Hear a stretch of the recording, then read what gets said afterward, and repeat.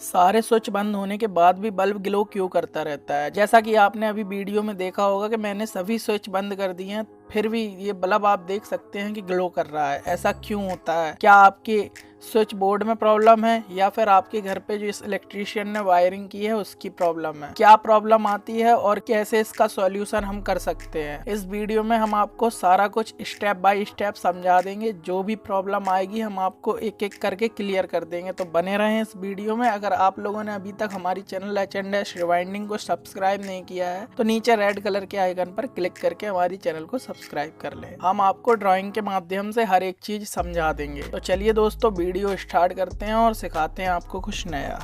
तो तुम लोगों को बड़े ध्यान से समझना है कि ये प्रॉब्लम आखिर में आती कहाँ से है। मैं चाहता तो तुम लोगों को स्विच बोर्ड ओपन करके भी दिखा सकता था, बट वहाँ पे वायरिंग तुम लोगों की समझ में नहीं आनी थी। सबसे पहले देखो, न्यूट्रल सप्लाई हमारे बोर्ड में एंटर होती है। सबसे पहली बात तुम्हें यही समझना है कि हमारे जो स्विच बोर्ड होते हैं उनमें हमें न्यूट्रल और लाइन, जिसको हम फेज से भी डिनोट करते हैं, ये दोनों सप्लाई तुम्हें मिल जाएंगे, न्यूट्रल और लाइन। सबसे पहला सबसे कॉमन यही होता है कि न्यूट्रल और फेज के बिना कोई भी चीज नहीं चल सकती है। तो अब तुम्हें जानना है कि इसमें जो तुम्हारे मिस्त्री ने फॉल्ट किया है वो अब हम तुम्हें बताएंगे कि इसमें क्या फॉल्ट कर दिया है जिसकी वजह से तुम्हारा बल्ब जो है कि डायरेक्ट चल रहा है। तुम अपने बोर्ड के सभी स्विच बंद कर देते हो तब भी तुम्हारा बल्ब ग्लो करता रहता है। तो ये न्यूट्रल सप्लाई और फेज सप्लाई का ही पूरा खेल रहता है। अभी मैं तुम्हें एक स्विच बोर्ड बना के दिखा रहा हूँ, ये तुम देख सकते हो। यहाँ पे हम ड्राइंग बना रहे हैं। ये मान के चलो ये तुम्हारे घर का एक स्विच बोर्ड है। ये हम आपको पहले बताएंगे जो कि करेक्ट कनेक्शन होते हैं, जो सही तरीके के कनेक्शन होते हैं। ये मिस्त्रियों के लिए भी ये वीडियो है। तो यहाँ पे तुम देख सकते हो हमने एक स्विच बना लिया है, उसके अंदर 2 पॉइंट हैं। सेम ऐसे ही हम यहाँ पे भी एक स्विच बना लेंगे, उसके भी अंदर 2 पॉइंट बना देंगे। उसके बाद एक स्विच और बनाएंगे हम, उसके भी 2 पॉइंट होंगे।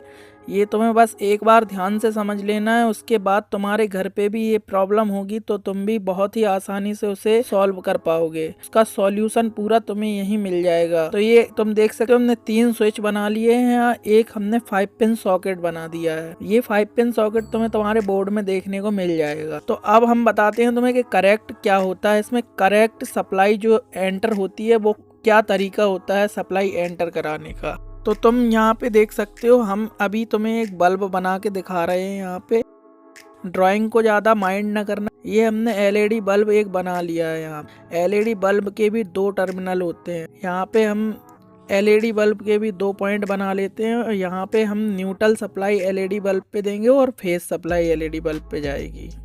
तो ये हम जल्दी से एलईडी बल्ब बना लिए हैं और इसके भी 2 पॉइंट निकल आए हैं। एक पॉइंट इसमें न्यूट्रल का होगा और एक इसका पॉइंट रहेगा, उसमें हमारा फेज जाएगा, जिसको लाइन भी बोला जाता है, एल से डिनोट किया जाता है। एक पॉइंट जाएगा न्यूट्रल में, एक पॉइंट जाएगा फेज में। अब मिस्त्री यहाँ पे गलती करता क्या है, अब हम उसकी बात करेंगे आपसे। ये पॉइंट कुछ इस प्रकार से अलग होते हैं एक दूसरे से। जब हम स्विच को ओपन करेंगे तो ये आपस में कनेक्ट हो जाएंगे। तो यहाँ से जो सप्लाई नीचे में हम डालेंगे वो डायरेक्ट हमारे एलईडी बल्ब तक पहुँच जाएगी। तो यहाँ पे 5 पिन सॉकेट पे यहाँ पे हम न्यूट्रल पॉइंट डालेंगे और एक तरफ हम 5 पिन सॉकेट पे फेस पॉइंट का सीधा इसमें हम सप्लाई का तार ऐड कर देंगे। अब तुम देख सकते हो नीचे के हम सभी टर्मिनल जितने भी पॉइंट हैं इसमें स्विच के सभी को आपस में कनेक्ट कर देंगे। ये वायरिंग करते समय सभी मिस्त्री ध्यान रखें कि स्विच में जो कनेक्शन डायरेक्ट जो जाता है वो हमेशा हमें लाइन का देना, वहाँ आपको न्यूट्रल का नहीं देना है। आप इसको टेस्टर की मदद से चेक कर सकते हैं कि न्यूट्रल पॉइंट है कि लाइन का पॉइंट है। ये आपको ध्यान रखना है।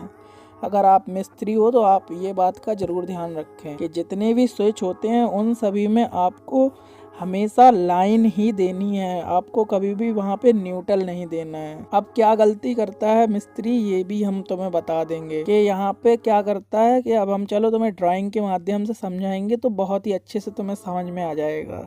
तो ये हुआ हमारा करेक्ट जो हमारा तरीका होता है, उसी तरीके से अगर मिस्त्री काम करेगा तो तुम्हारा कभी भी एलईडी बल्ब ग्लो नहीं होगा। और ये तरीका सही है, अगर तुम चाहो तो इसका एक स्क्रीनशॉट ले सकते हो। हमेशा तुम्हें याद रखना है कि स्विच पे हमेशा लाइन की सप्लाई जाती है और न्यूट्रल पॉइंट हमेशा यहाँ ये 5 पिन सॉकेट के एक पॉइंट से लेते हैं और डायरेक्ट हम न्यूट्रल को ऐड कर देते हैं। डायरेक्ट हम न्यूट्रल पॉइंट को ऐड कर देंगे एलईडी बल्ब के एक पॉइंट से, और फेस सीधा हम एक स्विच में डायरेक्ट उतार देंगे एलईडी बल्ब का। वहाँ पे तुम्हें कोई छेड़ाछाड़ी नहीं करनी है। अब हम तुम्हें चलो बताते हैं कि मिस्त्री लोग तुम्हारे घर पे क्या कर देते हैं जिसकी वजह से एलईडी बल्ब ग्लो करने लगता है। तो अभी हमने तुम्हें बताया है कि सही तरीका क्या होता है लाइन को कनेक्ट करने का, और इसका चाहो तो तुम स्क्रीनशॉट लेके रख सकते हो। अब हम तुम्हें बताएंगे कि तुम्हारे घर पे मिस्त्री आखिर में गलती करते क्या हैं जिसकी वजह से तुम्हारा एलईडी बल्ब ग्लो करने लगता है। तुम सारे स्विच बंद कर देते हो तब भी तुम्हारा एलईडी बल्ब जो है ग्लो करता रहता है।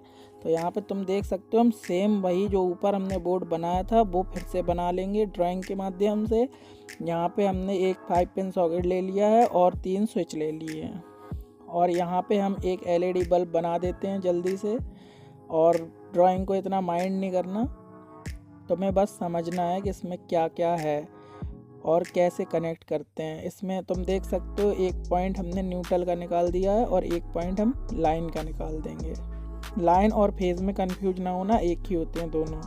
तो यहाँ पे तुम मिस्त्री देखते हो क्या गलती करते हैं यहाँ पे, कि जो हमने तुम्हें बताया था कि हमें फेज की सप्लाई स्विच पे देनी है, तो अब मिस्त्री क्या करता है, जो नया मिस्त्री होगा वो क्या करेगा कि न्यूट्रल पॉइंट डायरेक्ट स्विच पे डाल देता है, और जो हमें जहाँ न्यूट्रल देना होता है वहाँ पे वो लाइन कनेक्ट कर देता है।